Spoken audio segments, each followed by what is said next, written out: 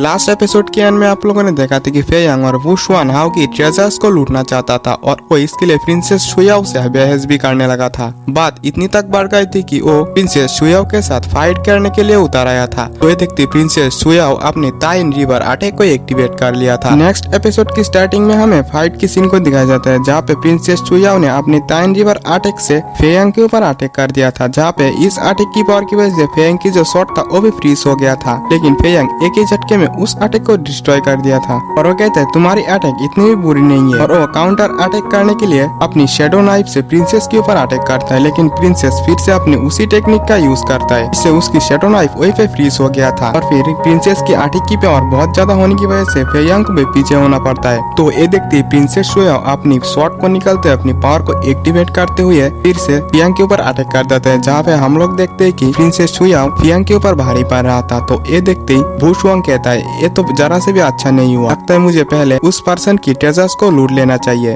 और वो तुरंत ही इसके लिए निकाल पाता है, जहाँ पे वो फाइट के लिए अपनी शॉट को भी निकाल ली। तो ये देखती प्रिंस वू शेंग लिंगजियो से कहता है लिंगजियो तुम इसे संभाल के रखना, मैं इसे संभाल सकता हूँ। और फिर वो अपनी किसी पावर को एक्टिवेट करते हुए वू शुआन के ऊपर अटैक करता है। तो वू शुआन ये देखते अपनी एक ही अटैक से उस अटैक को खत्म कर दिया था और वो फिर से प्रिंस वू शुआन के ऊपर अटैक करने के लिए आगे बढ़ता है। तो ये देखते प्रिंस वू शुआन भी अपनी भाले को निकाल लिया था और वो काफी अमेजिंग तरीके से वू शुआन के ऊपर अटैक कर देता है। लेकिन वू शुआन प्रिंस के ऊपर भारी पड़ रहा था, क्योंकि उन दोनों के अंदर पावर्स की बहुत ही बड़ा डिफरेंस था। और फिर वू शुआन प्रिंस वू शेंग को पीछे करते हुए ये हाउ की ओर आगे बढ़ता है। तो ये देखते लिंगजियो अपनी पावर्स की मदद से वू शुआन के अटैक को रोकने की कोशिश करता है, लेकिन इसमें उसे काफी ज्यादा तकलीफ हो रहा था। तो ये देखते वू शुआन कहता है तुम ऐसा नहीं कर सकते, क्योंकि तुम्हें बहुत ही ज्यादा छोटी हो और बहुत ही कमजोर भी हो, और एक ही झटके में लिंगजियो को पीछे कर दी थी। तो ये देखते हो फिर से लिंगजियो के ऊपर अटैक करने के लिए अपनी शॉट की पावर्स को और भी ज्यादा बढ़ाते हुए आगे बढ़ता है, लेकिन प्रिंसेस वू शेंग उसे वहीं पे रोक दिया था। वो कहती है तुम काफी ज्यादा गुस्सेल हो। और फिर हमें फिर से प्रिंसेस शुयाओ और फियांग की फाइट को दिखाया जाता है, जहाँ पे दोनों ही एक दूसरे को बराबरी की टक्कर दे रहा था। लेकिन फियांग अपनी कई सारे क्लोन बनाता है और प्रिंसेस शुयाओ को घेर लेता है। प्रिंसेस शुयाओ कहती है जल्द से जल्द मुझे यहाँ से निकलने की रास्ता ढूंढना होगा। तो फियांग कहते तुम मुझे अकेला नहीं हरा सकते, और वो अपनी क्लोन से प्रिंसेस के ऊपर अटैक भी कर दिया था। तो ये देखते प्रिंसेस भी अपनी पावर से एक एक करके उन क्लोन्स को डिस्ट्रॉय करने लगा था। और फियांग की तो कोई और ही चालता, वो प्रिंसेस को अपनी क्लोन से डिस्टर्ब करते हुए वो हाउ की ओर आगे बढ़ने लगा था। तो ये देखते प्रिंसेस भी कहती है अरे ये तो बहुत ही बड़ी गड़बड़ हो चुकी है। और फिर हम लोग देखते हैं कि शेंग भी फियांग को रोकने की कोशिश करता है, लेकिन वो ऐसा नहीं कर पाता। फियांग एक पावरफुल अटैक लिंगजियो के ऊपर कर देता है। यह अटैक इतना पावरफुल था कि लिंगजियो इसे डिफीट ही नहीं कर पाता और वो एकदम से हार मान जाता है। हम देखते कि वो अटैक इससे पहले कि लिंगजियो को लगता वही पे हाउ को भी होश आ गया था और वो लिंगजियो को पीछे करते हुए तुरंत में लाइटिंग ड्रैगन से फियांग के ऊपर अटैक कर दिया था। तो इस अटैक को रोकते हुए फियांग भी इंजर्ड हो गया था, उसकी भी हवा निकल चुका था।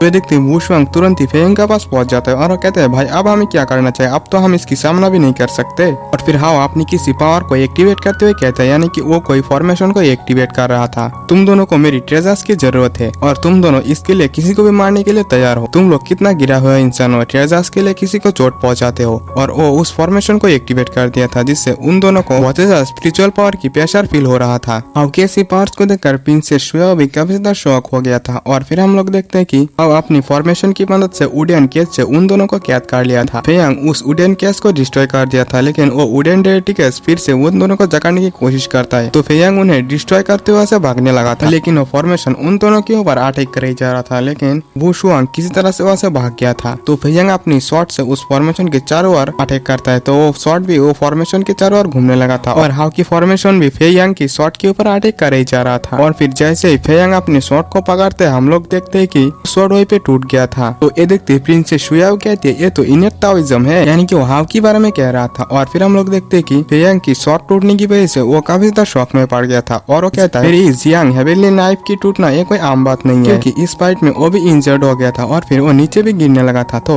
उसकी 20 टके उसे पकड़ लिया था और फिर वो दोनों वहाँ से भागने लगा था। तो ये देखता हाउ कहते हैं लगता है तुम यहाँ से भागना चाहते हो, ये इतना भी ज्यादा आसान नहीं होने वाला। फिर हाउ अपनी पावर्स की मदद से उन दोनों के ऊपर फिर से अटैक करता है, जिससे हम देखते हैं कि वो दोनों भी फिर से इंजर्ड हो गया था। और फिर इस अटैक को करने के बाद हम लोग हाउ को देखते हैं, जो कि बहुत ज्यादा कमजोर हो गया था और वो नीचे भी गिर गया था। तो ये देखते लिंगजियो उसे संभालती है। तो ये देखते सब लोग उसके पास पहुंच गया था। प्रिंसेस शुयाओ हाउ की हाल के बारे में पूछती है, तो हाउ कहते हैं हाँ मैं ठीक हूँ। और फिर प्रिंस वू शुआन कहता है सही में ये फाइट तो काफी ज्यादा अमेजिंग था, ये फाइट मुझे बहुत ही ज्यादा पसंद आया। और फिर हाउ कहता है मेरी इस कमजोरी के मतलब सिर्फ शॉर्ट इमोर्टल पपेटे हो सकते हैं, क्योंकि वो बहुत ही ज्यादा स्पिरिचुअल एनर्जी को कंज्यूम करता है। जब मैंने अंकल यूएंगजी के साथ फाइट करने के टाइम अपनी शॉर्ट इमोर्टल पपेट को एक्टिवेट किया था, तभी ज्यादा टाइम फाइट करने की वजह से मेरी स्पिरिचुअल एनर्जी पूरी तरह से ड्रेन हो चुका है और मुझे जल्द से जल्द किसी ट्रेजर को ढूंढना होगा ताकि मैं मेरी स्पिरिचुअल एनर्जी को फिर से जल्द रिकवर कर पाऊँ। तो ये सुनते ही डिवाइन आई ऑफ क्रिएशन की स्पिरिट फिर भी वो हाउ से कहती है, तुम्हारी इस स्पिरिचुअल एनर्जी को किसी ऑर्डिनरी चीजों से रिकवर नहीं किया जा सकता, तुम्हें इसके लिए स्पेशल चीजों की जरूरत पड़ेगी। तो हाउ तुरंत अपनी डिवाइन आई ऑफ क्रिएशन के अंदर आ गया था और वो फिर भी वो से पूछता है, तो मैडम आप ही बताओ मैं किस चीज से अपनी स्पिरिचुअल एनर्जी को रिकवर कर सकता हूँ। तो फिर भी वो कहते हैं तुम्हें एक मैजिकल मेडिसिन को ढूंढना होगा और उसे एब्जॉर्ब करके उसे रिफाइन भी करना होगा और यही एक रास्ता है जिससे तुम अपनी स्पिरिचुअल एनर्जी को फिर से रिकवर कर सको। सुनते हाउ भी अपने डिवाइन आई ऑफ क्रिएशन के अंदर से बाहर आ गया था, जहाँ पे बाहर आते ही लिंगजियो उससे कहती है, क्या तुम ठीक हो? और वो हाउ को हीलिंग मेडिसिन देते हुए कहती है, मेरे पास हीलिंग मेडिसिन है, क्या यह तुम्हारा कुछ मदद कर सकता है तो तुम इसे ले लो। तो हाउ मना करते हुए कहते हैं, नहीं मुझे नहीं चाहिए, मैं अभी ठीक हूँ। प्रिंसेस शुयाओ मन ही मन हंसते हुए कहती है, ये लड़की तो तब तो इसकी ट्रेजर्स को लेना चाहता था और ये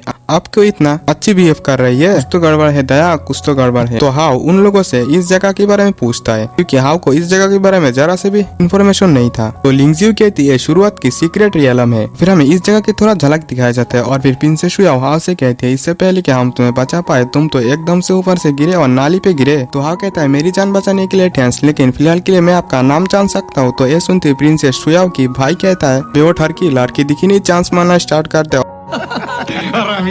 और फिर प्रिंसेस शुयाओ कहती है, मैं कावू डायनेस्टी की प्रिंसेस जी शुयाओ हूँ और ये मेरा भाई जी वुशंग है और इस छोटी लड़की की नाम लिंगजियो है। तो लिंगजियो भी हाउ को हाई करते हुए कहती है, हाय हैंडसम बॉय। और फिर हाउ प्रिंसेस शुयाओ से पूछता है, प्रिंसेस शुयाओ क्या मैं इस जगह के बारे में थोड़ा बहुत इन्फॉर्मेशन जान सकता हूँ? प्रिंसेस शुयाओ कहती है, जरूर क्यों नहीं। ये प्लेस जैंगजू की एक एंशिएंट सीक्रेट रियलम है और ये जगह अपने आप ही बनती है और ये ऑरा से पूरी तरह से भरी हुई है और ये जगह मेजर इमोर्टल सेक्ट से कई गुना ज्यादा बेहतर है और यहाँ पे ऐसे ऐसी मैजिकल मेडिसिन मौजूद है जिसका इस्तेमाल करते हुए लोग अपनी इमोर्टल फाउंडेशन को स्ट्रॉन्ग बना सकता है। बस यहाँ तक की खत्म नहीं होती और यहाँ पे एंशिएंट एनिमल्स की सोल भी मिलता है जिससे कोई भी वॉरियर अपने लिए रिफाइन कर सकता है और इसकी पावर्स को इस्तेमाल कर सकता है। और फिर प्रिंस वुशेंग कहता है, यहाँ पे मेजर इमोर्टल सेक्ट से टैलेंटेड स्टूडेंट यहाँ पे आते हैं ताकि वो लोग लेजेंडरी एनिमल्स की स्पिरिट्स को ढूंढ पाए और उसे रिफाइन करके अपने आप को इम्प्रूव कर पाए। तो लिंगजियो कहते हैं, अगर तुम इन लेजेंडरी एनिमल्स की स्पिरिट को रिफाइन करके एक फेरी में बदल पाओ तो तुम्हें इन लेजेंडरी एनिमल्स की पावर्स को आसानी से इस्तेमाल कर सकते हो। और फिर प्रिंसेस शुयाओ कहती है, लेजेंडरी एनिमल स्पिरिट से स्पिरिट गेम में मिलता है और इससे जोंगो की कई यंग टैलेंटेड पर्सन्स को कुछ मिलने की चांस मिला। तो हाउ कहता है, वैसे मैं पूछना चाहता था कि यहाँ पे कितनी ट्राइब्स एंटर कर सकता है? तो प्रिंसेस शुयाओ कहती है, यहाँ पे सिर्फ 6 ट्राइब ही आता है, जैसे कि तुम एग्जाम्पल के तौर पर समझ लो कि मेरी ट्राइब, हेवनली शॉर्ट क्लिफ की ट्राइब, ऐसे ही वगैरह वगैरह। फिलहाल के लिए इस पार्ट को ये पे एंड करते हैं। आप लोगों ने अभी तक हमारे चैनल को सब्सक्राइब नहीं किया तो प्लीज सब्सक्राइब कर लेना और वीडियो को भी एक लाइक कर देना। मिलते हैं नेक्स्ट वीडियो में, बाय बाय।